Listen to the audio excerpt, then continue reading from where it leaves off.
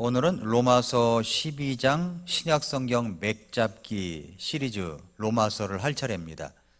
로마서는 1장부터 16장까지 되어 있죠. 그런데 1장부터 11장까지는 구원의 교리에 대해서 이야기를 하고 있어요. 9장부터 11장까지는 이스라엘 백성들에 관해서 이야기한 것이고, 사실은 1장부터 8장까지가 구원의 교리에 대해서 이야기를 하고 있는 겁니다. 그리고 나서 9장부터 11장을 빼고도 12장으로 가도 이것이 자연스럽게 연결되어 있는 겁니다. 그런데 로마서의 9장부터 11장까지는 이스라엘 백성들을 향하여 이야기를 하고 있는 신약의 내용들입니다.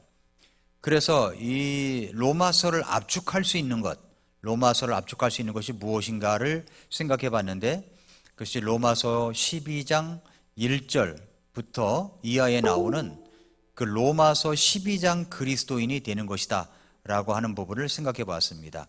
로마서 12장 그리스도인. 모든 부모는 자녀에 대해서 꿈이 있죠.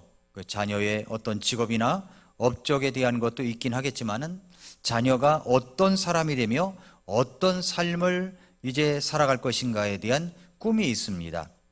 그래서 우리나라에 이런 노래가 있습니다. 이런 노래.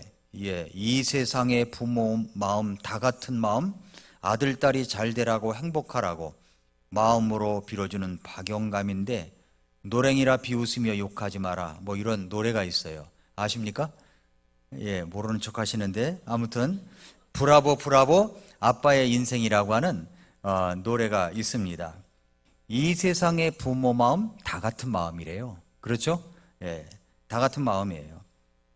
다윗은 그의 아들 솔로몬에 대해서 꿈을 가지고 있었습니다. 그래서 역대상 28장 9절에 보면은 내 아들 솔로몬아, 너는 네 아버지의 하나님을 알고 완전한 마음과 자원하는 생각으로 그분을 섬길지어다, 이렇게 이야기를 했죠. 솔로몬은 자기 자식에 대한 어떤 마음이 있었을까요? 솔로몬이 자기 자식에 대해서 이야기하는 내용이 어디 나오냐면은 내일 이제 성경 읽도 클럽에서 읽을 잠언서에 그 말이 나와요. 그래서 내 아들아, 내 아들아, 내 아들아, 여자를 조심하라, 뭐하라 하면서 자기의 경험을 가지고 아들에게 이야기한 내용이 바로 잠언입니다. 잠언은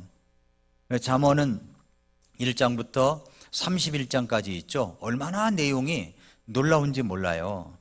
잠언 말씀이에요. 그래서 다윗은 이제 그의 아들에 대한 꿈을 갖고 있었고, 솔로몬은 또 그 아들에 대한 꿈을 갖고 있었습니다. 사도 요한은 그의 영적 자녀들에 대해서 꿈을 가지고 있었어요. 그래서 요한삼서 1장 4절에 뭐라고 그러냐면은 내게는 내 자녀들이 진리 안에서 걷는다는 것을 듣는 것보다 더 큰 기쁨이 없도다. 목자로서, 영적인 아버지로서 이 성도님들이, 영적인 자녀들이 진리 안에서 걷고 있다, 이 말보다도 더 기쁜 것이 없다는 겁니다. 저는 우리 교회 성도님들이 믿음 안에서 살려고 하고 말씀 안에서 살려고 하는 그런 모습을 보면은요, 아주 목회의 보람을 느낍니다. 그것이 목자의 마음이라고 생각합니다. 하나님께서도 말이죠, 우리 하나님의 자녀들에 대한 꿈을 갖고 있습니다. 하나님께서 그분의 자녀가 작은 그리스도가 되기를 원하십니다. 작은 그리스도. 그리스도인이란 말은 작은 그리스도란 말이에요. 작은 그리스도인이 되기를 간절히 바라십니다. 하나님께서는 하나님의 자녀가 하나님의 성품과 영광을 비추는 거울이 되기를 그렇게 바라십니다. 하나님께서는 그분의 자녀가 제자가 되기를 간절히 바라세요. 제자가 되기를 바라세요. 마틴 로이드 존스가 이렇게 말했던 적이 있습니다. 그리스도인들은 단순히 주일에 예배당에 참석하고 일종의 예배 형식을 치러내고 다시 세상으로 돌아가 다른 사람들이 사는 방식과 같은 방식으로 사는 자들이 아니다 그랬어요. 사람들이 겪을 수 있는 가장 심오한 변화를 겪은 거듭난 사람들로서 믿음으로 말미암아 새롭게 규정된 새로운 관점으로 모든 것을 보여주는 자들이다 라고 했습니다. 교회 와서 주일날만 그리스도인 같이 되어 있다가 세상에 나가면 세상 방식으로 살아가는 그런 사람들이 아니라는 거죠. 여러분, 교회 현실을 보십시오. 교회는 뭐가 부족하냐면은 제자가 부족합니다. 제자가 부족해요. 교회에 가장 필요한 것이 무엇이냐면 그것은 바로 성도님들의 영적 성숙입니다. 영적 성숙. 많은 사람들이 예수 그리스도의 이름을 부르지만은 그리스도의 본성을 비춰주는 사람들이 많지 않아요. 그러니까 머리만 큰 신자들이 많다는 거죠. 머리만, 가분수적인. 제임스 몽고머리 보이스라고 하는 목사님이 이렇게 말했어요. 참된 회심은 개인의 삶이 달라지는 차이를 만든다. 만일 차이가 없다면 그것은 참된 회심이 아니다. 변화된 사람은 모든 것을 변화시킨다. 그리고 사람을 실제로 변화시키는 유일한 것은 우리 주 예수 그리스도의 복음을 통하여 역사하시는 하나님 자신뿐이시다. 이렇게 이야기를 했습니다. 많은 성도들의 모습이 길이는 수천 미터인데 고작 몇 센티미터밖에 안 되는 강과 같다는 거예요. 영적 성숙의 결핍은 진정한 제자의 부족에 근거하다는 겁니다. 제자는 뭐냐? 제자가 뭡니까? 제자는 뭐냐면 마태복음 28장 19절 20절에 보니까 그러므로 너희는 가서 모든 민족들을 가르치고 아버지와 아들과 성령의 이름으로 그들에게 침례를 지며 무엇이든지 내가 너희에게 명령한 모든 것을 그들에게 가르쳐 지키게 하라 그랬습니다. 어떤 사람이 예수님께 오면서 아버지나 어머니나 아내나 자식이나 형제나 자매나 참으로 자기 생명도 미워하지 아니하면 내 제자가 될 수 없고 누구든지 자기 십자가를 지고 나를 따라오지 아니하는 자도 내 제자가 될 수 없다 그랬습니다. 제자가 뭘까요? 제자에 대한 웨스터 사전의 정의를 보니까 예수 그리스도를 따르는 사람이나 학생을 말한다는 거예요. 예수님을 따라가는 학생이. 제자란 예수님과 관계를 맺고 그분의 주변에 함께하는 그런 형제자매들을 말하는 겁니다. 다른 사람이 볼 수 있도록 예수님의 본질과 성품을 나타내면서 사는 사람들을 말하는 것입니다. 그 제자가 예수님을 따르는 사람들이라면 제자의 모습이 어때야 합니까? 바로 그 제자의 모습이 로마서 12장과 같아야 된다는 거예요. 로마서 12장은 제자가 어떤 모습인지에 대한 성경적 요약입니다. 로마서 12장은 하나님께서 그분의 자녀가 무엇이 되기를 바라시는지, 어떻게 살기를 원하시는지에 대한 하나님의 꿈입니다. 그래서 로마서 12장 그리스도인의 삶 5가지 영역, 그 도표 거기 있죠? 예, 도표를 보면 5가지 영역에서 제자가 어떻게 살아가야 하는지를 보여주시고 있어요. 제자가 어떻게 살아가야 됩니까? 5가지가 나와요. 로마서 12장 그리스도인이라는 것은 5가지가 있어요. 첫째는 뭐냐면 하나님께 항복하는 겁니다. 하나님과의 관계예요. 하나님께 항복하는 거예요. 세상과의 관계는 세상과 구별되는 겁니다. 자기 자신과의 관계는 올바른 자기를 평가하라는 거죠. 그리고 타인과의 관계는 사랑으로 다른 사람을 섬기는 겁니다. 그리고 5번째는 악을 행하는 자들에게, 악인에 대해서는 초자연적으로 반응하는 겁니다. 그러니까 로마서 12장은 열심히 노력하며 살거라, 아주 선하게 살라와 같은 도덕적인 행동 규칙이 아니라는 겁니다. 로마서 12장은 하나님께서 이미 나에게 행하신 일에 대해 내가 하나님께 반응하는 겁니다. 반응. 그래서 로마서 12장은 로마서 1장부터 11장의 결론이에요. 로마서 12장은 1장부터 11장의 결론입니다. 결론. 그러므로 형제들아, 내가 하나님의 긍휼에 힘입어 너희에게 간청하노니 그랬죠? 여기 그러므로라고 그랬잖아요. 그러므로라는 말은 1장부터 11장까지 받고 있는 말입니다. 그러므로라는 말은 그 앞에 선행하는 내용을 말하는 거예요. 예를 들자면 1장부터 3장까지는 죄의 문제를 다뤄요. 죄의 문제, 우리의 문제죠. 4장부터 5장까지는 구원의 문제를 다룹니다. 그리고 6장부터 8장까지는 성화에 대한 이야기를 다루고 있는 거예요. 성화.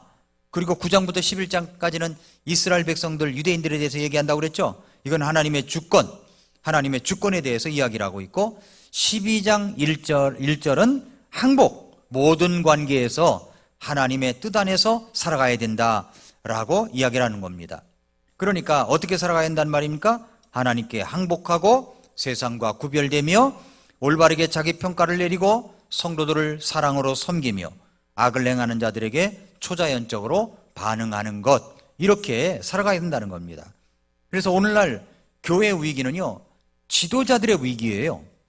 바로 로마서 12장 그리스도인의 모습으로 훈련시키지 않기 때문에 그렇다는 겁니다. 로마서 12장의 모습으로 훈련을 시켜가는 거예요. 제가 여러분들에게 말씀을 전하고 또 수요일 날도 말씀을 전하고 미라클 모닝을 통해서 말씀을 전하고 이런 것은 전부 다 뭐 성경 읽기를 여러분에게 독려를 하고 새벽 기도를 하고 이런 것들이 로마서 12장 그리스도인으로 만들어 가려고 하는 그런 일환인 겁니다. 그래서 우리가 하나님께 항복해야 되고 세상과 구별되어야 되며 올바르게 자기 평가를 내리고 그리고 성도들을 사랑으로 섬기며 악인들에 대해서 초자연적으로 반응하고 이렇게 살아갈 수 있도록 격려하고 여러분에게 권고하고 그러는 겁니다. 그래서 이제 로마서 12장 그리스도인이 되는 일에 우리가 모든 것을 헌신해야 된다는 말씀을 로마서 12장에서 하고 있는 말씀입니다. 자, 그래서 하나님께 뭘 해야 되냐면 항복을 해야 돼요.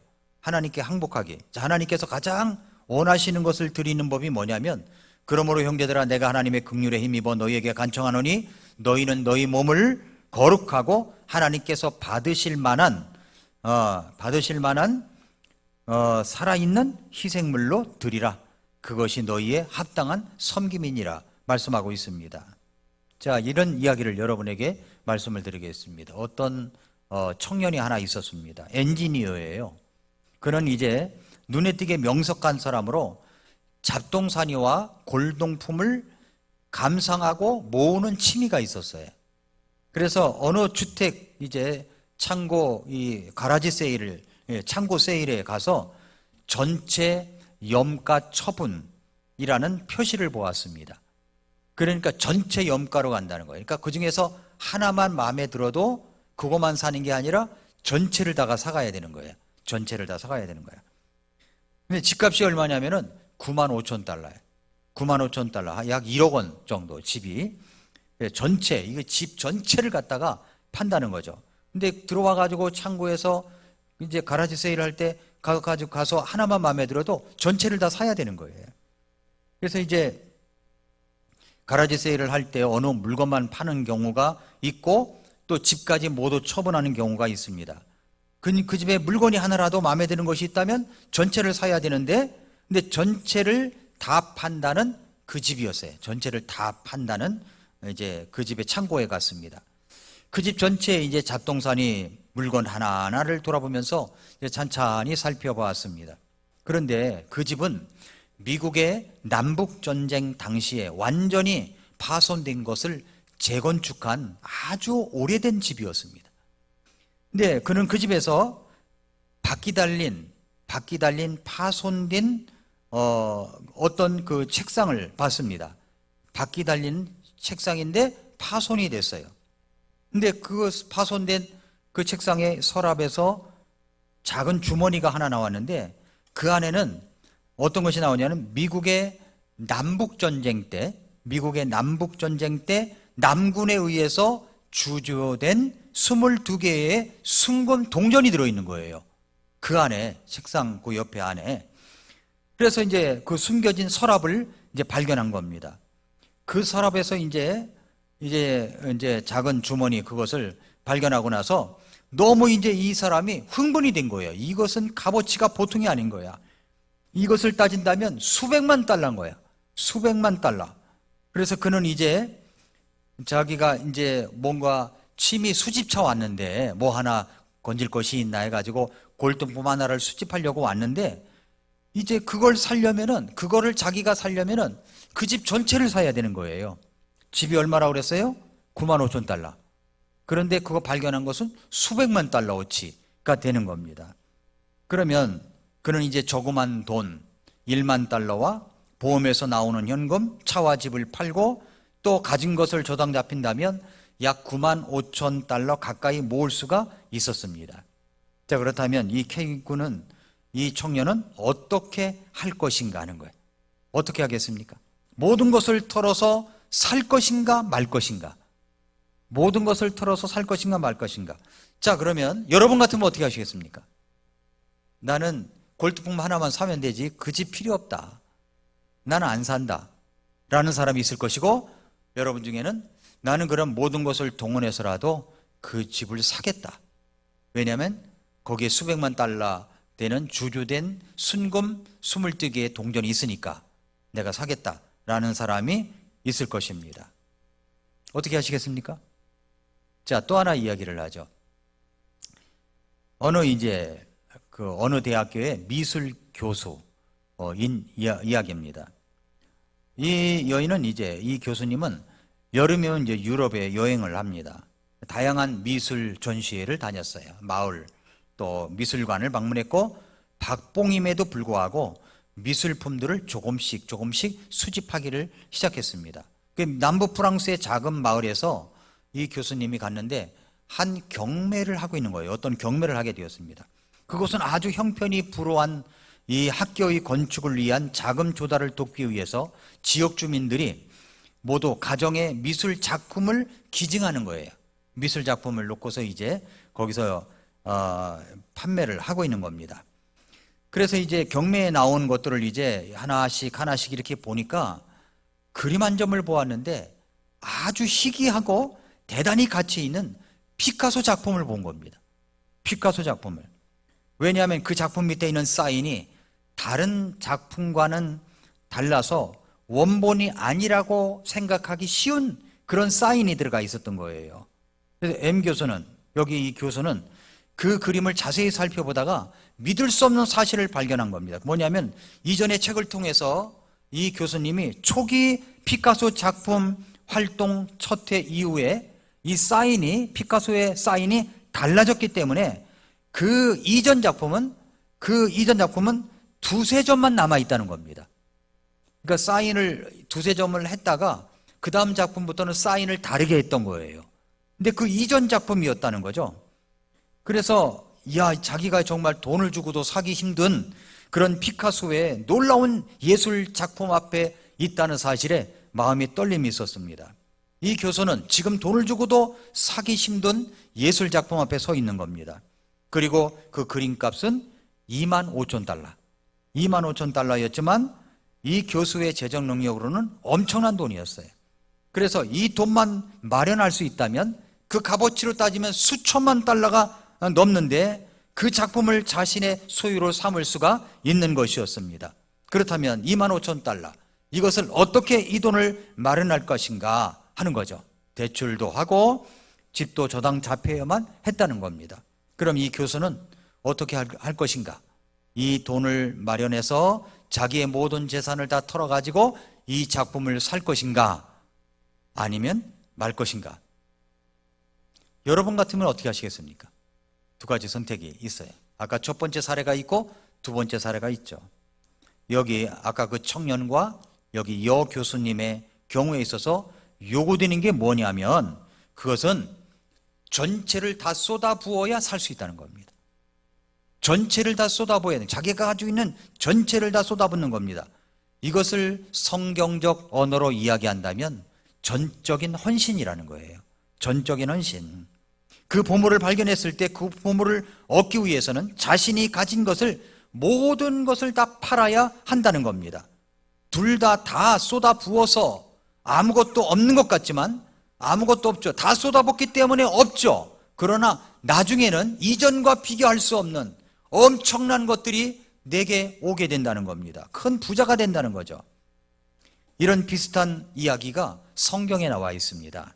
마태복음 13장 44절 한번 열어보세요.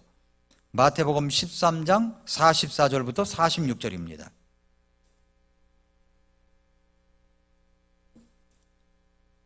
마태복음 13장 44절부터 46절에 보니까 또한 하늘의 왕국은 마치 밭에 숨겨진 보물과 같으니라.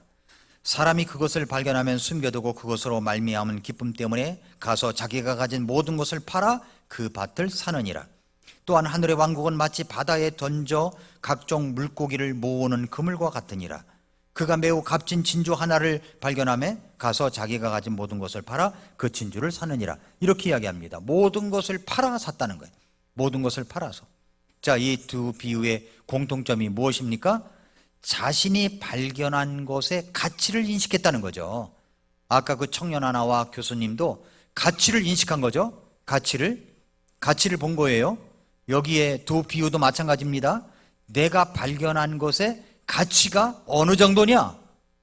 전부를 팔아 가져올 정도로 가치가 있었다는 겁니다. 발견한 순간 어쩔 줄 모르는 기쁨을 경험했다는 거죠. 그것을 내 것으로 삼겠다고 하는 소유하려는 결단이 있었습니다. 내 것으로 삼아야지 하는 결단이 있었어요. 그 보물을 얻기 위하여 자신이 가진 모든 것을 파는 극도의 희생을 했습니다. 나중에는 자기가 원하는 것을 얻게 되었습니다. 이런 것이죠. 그 두 비유의 묘사가 무엇입니까? 한 사람의 모든 소유에 대한 무모한 희생과 과감한 포기를 이야기하는 겁니다. 한 사람의 우선순위에 대한 포기가 아닌 재평가를 해보라는 거예요. 그는 대단한 가치를 지닌 한 가지를 위해서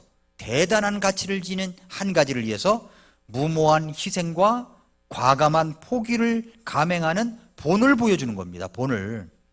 숨겨진 보화와 진주에 대한 비유는 그의 우선순위를 재평가하고 대단히 가치 있는 무엇인가를 위해 기꺼이 모든 것을 맞바꾼 사람에 대한 말씀인 겁니다. 자, 사도 바울은 로마에 있는 그리스도인들에게 이렇게 말하죠. 그러므로 형제들아, 내가 하나님의 긍휼에 힘입어 너희에게 간청하노니 너희는 너희 몸을 거룩하고 하나님께서 받으실 만한 살아있는 희생물로 드리라. 그것이 너희의 합당한 섬김이니라 라고 했습니다. 우리 주님께서 말씀하시는 진정한 제자가 되는 로마서 12장 그리스도인지는 첫걸음은 뭐냐면 하나님께 전적으로 헌신하는 겁니다. 자기가 가진 모든 것을 포기하고 희생하는 거예요. 과감한 포기와 희생이 있어야 된다는 거죠. 그러니까 로마서 12장 그리스도인, 예수님의 제자가 되려면 전적인 헌신이에요. 전적인 헌신. 우리 주님께서 말씀하시는 진정한 제자가 되는 로마서 12장 그리스도인이 첫걸음이 전적인 헌신입니다. 뿐만 아니라 하나님께서는 예수 그리스도께 온전히 매진하는 사람들을 찾고 계시는 거예요. 매진하는 사람들. 역대하 16장 9절에 보니까 주의 눈은 온 땅 전역을 이리저리 달리며 그분을 향해 마음이 완전한 자들을 위하여 그분의 강하심을 보이셨다고 그랬습니다. 그러니까 하나님은 하나님께서 기꺼이 능력을 베푸실 사람을 찾고 계시는 거예요. 그래서 그 어떤 사람이 그분을 향해 마음이 완전한 자들, 그분을 향해 마음이 완전한 자들, 완전히 쏟아붓는 자들을 찾고 있다는 겁니다. 전적인 헌신이라는 것이 무엇입니까? 전적인 헌신이란 구체적인 사명을 달성하고 어떤 과업을 수행하거나 특정한 사람을 따르기 위해서 나의 동기와 자원, 우선순위와 목표를 재조정하는 거예요. 전적인 헌신을 하려면 우선순위니 가치니 뭘 다 재조정해야 되는 겁니다. 재조정해야 되는 거예요. 전적인 헌신이란 단지 내 자신을 부인하는 것이 아니라 자신을 재평가하는 거예요. 재평가. 전적인 헌신이란 단지 무엇인가를 포기하는 것이 아니라 얻는 거예요. 포기에 그치는 게 아니라 얻는 거예요. 전적인 헌신이란 하나님의 가장 위대하고 선한 복이 그분의 자녀들에게 흘러드는 통로가 되는 겁니다. 자, 전적인 헌신의 모습이란 무엇입니까?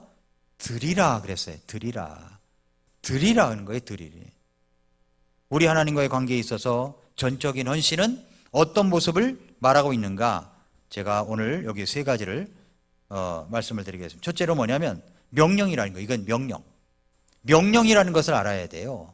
전적인 헌신을 하는데 해도 좋고 안 해도 좋다는 게 아닙니다. 희생하라는 거예요. 왜냐하면 우리가 전적인 헌신을 하게 되면 얻는 것이 있기 때문에 그런 거죠. 하나님 그걸 주고 싶은 거예요. 그거를. 그런데 내가 그걸 먼저 하나님 앞에 내가 가진 어떤 모든 것들을 재평가하고 우선순위를 똑바로 해야 돼요. 명령이에요. 명령. 너희 몸을 거룩하고 하나님께서 받으실 만한 살아있는 희생물로 드리라. 드렸으면 좋겠습니다. 이게 아니에요. 드리라예요. 드리라. 드림이란 어떤 시점에서 일어나는 사건이죠. 어떤 특정한 날이 있다는 것입니다. 자신의 결단과 의지를 보이는 날입니다. 드리라고 하는 것은 한 번만 드리고 그치는 게 아니에요. 지속적으로 계속 그 드림을 유지해야 되는 겁니다. 말씀을 들을 때마다, 깨달을 때마다 지속적으로 자신을 드리도록 해야 하는 것입니다. 이것은 단지 결단이 아니라 매일 매 순간의 삶의 라이프 스타일을 말해요. 삶의 방식을 말하는 것입니다. 그 다음에 이제 두 번째, 무엇을 드려야 됩니까? 무엇을 드려야 돼요? 너희 몸을 드리라 그랬어요. 뭘 드려요? 몸을 드리라. 몸을. 너희 몸을 드리라. 하나님이 받으실 만한 모습으로, 거룩한 모습으로, 살아있는 희생물로 드리라 그랬어요. 몸을 드리래요. 몸. 그럼 여기서 몸은 뭘 말할까요? 몸은 이런 해석법이 있어요. 너희 몸을 드리라 할 때 몸이라고 하는 것은 소마라고 해서 신체적 내 몸을 가리킨다로 해석하는 것이 있습니다. 우리의 전 존재를 들여서 하나님의 관계를 맺으며 그 결과 이웃 간에도 서로 관계 맺을 것을 권고하고 있는 겁니다. 너희 지체를 불의의 도구로 주에게 내주지 말고 오히려 너희 자신을 죽은 자들로부터 살아난 자들로서 하나님께 드리고 너희 지체들을 의의 도구로 하나님께 드리라고 그랬죠. 지체라고 할 때 이것이 소마, 몸, 우리의 육체를 말하는 거죠. 그래서 우리의 몸을 드린다는 것은 단순히 입으로만이 아니라 우리의 전 존재로 예배할 것과 적극적인 예배자가 될 것을 요구하고 있는 것입니다. 몸으로 드리라는 거예요. 몸으로. 예배를 드릴 때 몸이 와야죠. 몸이 와야죠. 우리 몸을 주께 드린다는 것은 육체적인 일을 함으로써 그분을 섬긴다는 의미도 있는 거예요. 몸을 드리라는 건. 우리 몸을 드리는 것에는 반드시 자신의 몸을 돌보는 것도 포함되어 있는 겁니다. 몸을 드리라 할 때는. 또 하나의 해석이 뭐냐면 그리스도의 몸인 교회로 보는 경우가 있어요. 교회로. 이와 같이 우리도 여럿이지만 그리스도 안에서 한 몸이요 각 사람이 서로 지체니라 그랬는데 이 말씀은 그리스도의 공동체적 몸으로서의 교회를 지칭하는 말로 사용되기도 했다는 겁니다. 그러니까 다양한 이제 교회들을 가리키는 말로 볼 수가 있죠. 자신이 속한 모임을 모두 하나님께 드릴 때 그들은 봉사와 예배를 통해서 더욱 응집된 전체 안에서 하나로 모여질 수가 있기 때문입니다. 어쨌든 간 이것이 몸을 드리라는 거예요. 우리 몸을 드리라는 거예요. 드려라. 그러면 세 번째로 왜 드려야 됩니까? 왜 드려야 되죠? 왜 드려야 되냐는 거예요. 왜? 첫째는 하나님의 긍휼하심 때문에 그래서 하나님의 긍휼하심. 하나님께서 기뻐하시는 그런 희생물로 드려야 됩니다. 구약에서는요 육체적으로나 흠이나 결점이 없고 향기로운 냄새가 되는 것을 드렸습니다. 아무거나 갖다가 쑥 잡아가지고 드리는 게 아니에요. 자신을 최상의 제물로 드려야 된다는 거죠. 최상의 제물. 그래서 우리가 예배당에 올 때는 깨끗한 복장, 그리고 잘 정돈된 헤어스타일, 정돈된 그 의상을 해가지고 주님 앞에 오는 거예요. 주님 앞에. 왜냐하면 너희 몸을 드리라고 할 때 이것은 최상의 것을 드려야 되지 않습니까? 최상의 것을 드려서 우리가 하나님 앞에 예배를 해야 되죠. 그저 아무거나 집에서 입는 러닝 셔츠, 티셔츠 바람으로다가 쭉 입고 슬리퍼 찍찍 끌고 말이죠. 그냥 아무것도 없이 그냥 교회당에 오는 그런 스타일이 아닌 겁니다. 미국에 그런 교회가 하나 있어요. 뭐 어떤 스타일이든지 다 좋다 그런 교회가 있어요. 그러나 미국의 근본주의 침례교회를 보면요 전부 다 썬데이 드레스가 다 있습니다. 아주 깨끗한 복장이에요. 아이들도요 예배당에서 또 복도에서 뛰어다니질 않아요. 다 조용히 걸어다닙니다. 조용히 걸어다녀요. 우리는 그냥 놔두잖아요. 놔두잖아요. 교회당에 와서 이리 뛰고 저리 뛰고 난리 나고 그러잖아요. 제가 그냥 놔두는 이유가 있습니다. 체육관이 없어 우리게. 체육관 생길 때까지는 그냥 놔둬야 되겠다 그렇게 생각이 드는데 어쨌든 간 미국 근본주의 침례교회는 그래요. 전부 다 아이들이 썬데이 드레스 입고 다 넥타이도 어떤 때는 넥타이도 매고 애들이 아주 정장을 해가지고 교회당에 오는 거예요. 너무 멋진 거야 이런 모습들이. 저희는 뭐 그냥 슬리퍼스 찍찍 끌고 교회 오는 그런 교회가 아닙니다. 정말로 정장을 하고 하나님 앞에 정중한 모습으로 와요. 정중한 모습으로. 전적 동기는 하나님의 긍휼하심 때문입니다. 그러므로 형제들아 내가 하나님의 긍휼에 힘입어 너희에게 간청하노니 그랬죠. 하나님의 긍휼하심을 말씀합니다. 나를 불쌍히 여기시는 하나님의 사랑을 말씀하고 있는 겁니다. 간청하노니 그랬죠. 강력하고 진심 어린 권고예요.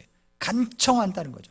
형제들아 그랬죠. 우리의 풍성의 삶에 대한 이 따뜻한 관심을 얘기합니다. 형제들아 이렇게 부르면서 하나님의 긍휼하심으로 하나님의 성품과 그리고 하나님께서 우리에게 행하신 일을 근거로 해서 간청을 한다는 겁니다.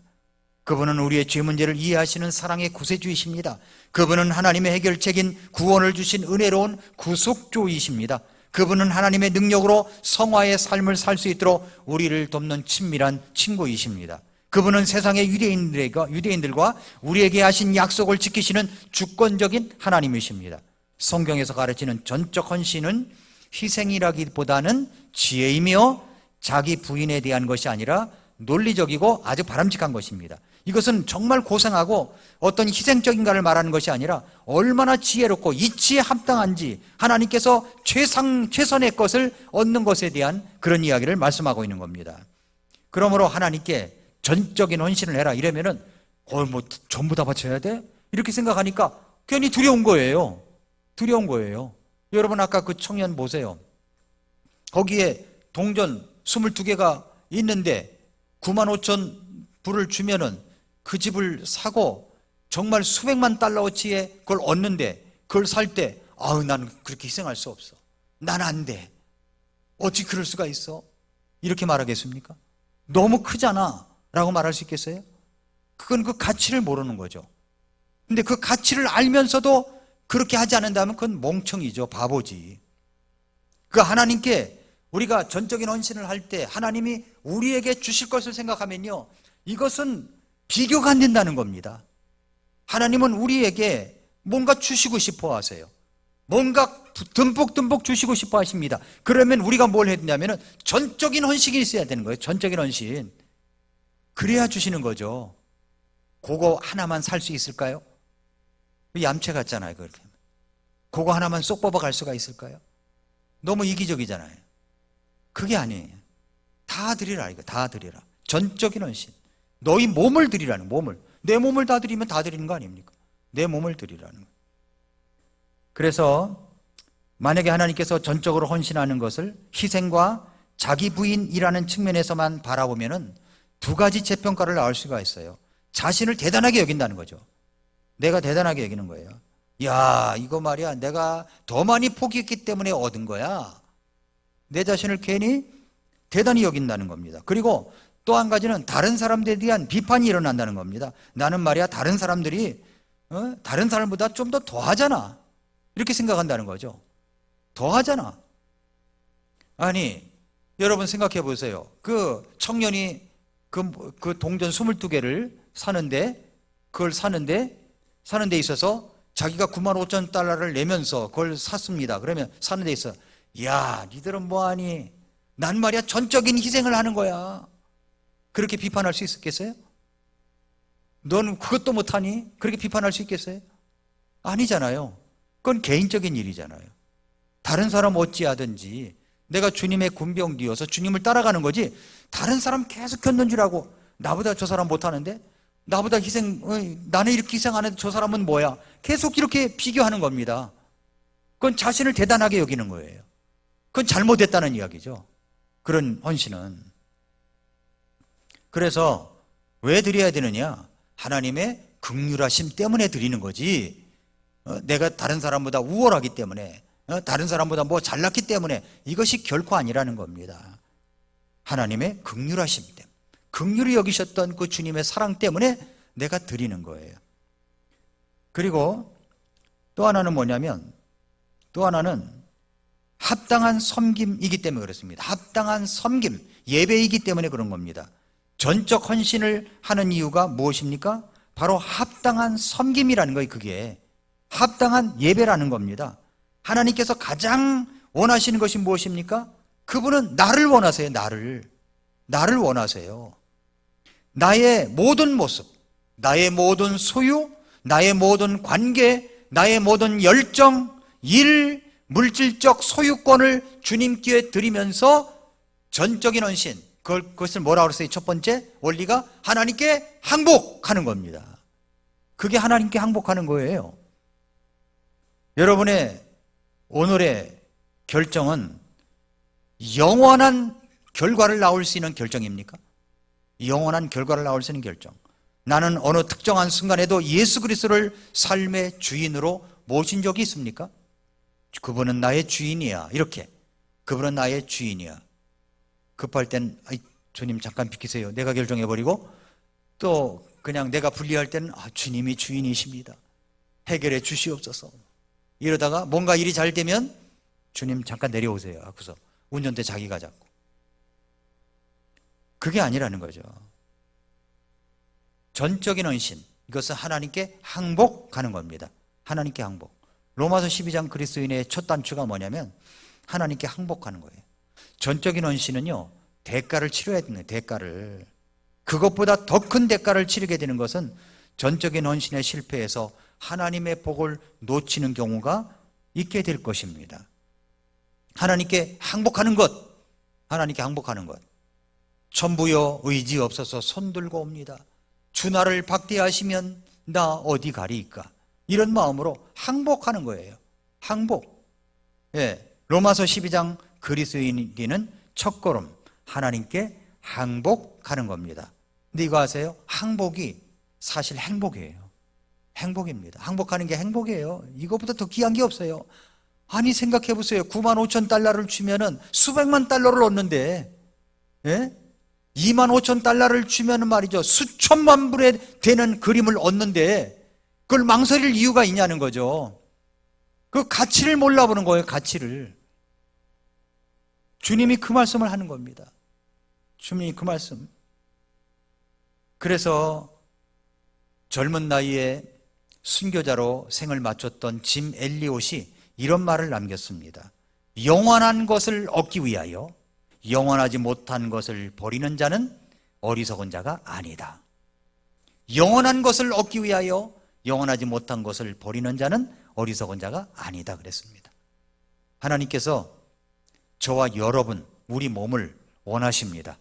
그래서 로마서 12장 1절 다시 보세요. 로마서 12장 1절. 로마서 12장 1절. 그러므로 형제들아, 내가 하나님의 긍휼에 힘입어 너희에게 간청하노니 너희는 너희 몸을 거룩하고 하나님께서 받으실 만한 살아있는 희생물로 드리라. 드리라는 거예요. 이것이 너희의 합당한 섬김이니라. 합당한 예배입니다. 하나님께 전적인 항복을 해야 그 다음 단추가 이제 꿰어지게 되어 있습니다. 그러므로 하나님께 항복하기, 그 다음에 이제 세상과 구별되고 올바른 자기평가를 내리고 사랑으로 다른 사람을 섬기고 악행을 저지르는 자들에게 초자연적으로 반응하고, 이런 삶이 될 때 로마서 12장 그리스도인이구나 라고 하는 그런 칭호를 얻게 될 것입니다. 하나님 앞에 전적인 헌신을 하십시오. 다른 말로 하면 항복하십시오. 그러면 하나님께서 주시기 원하시는, 정말 우리가 상상하지도 못할 그런 놀라운 축복을 여러분이 받게 될 것입니다. 기도하겠습니다.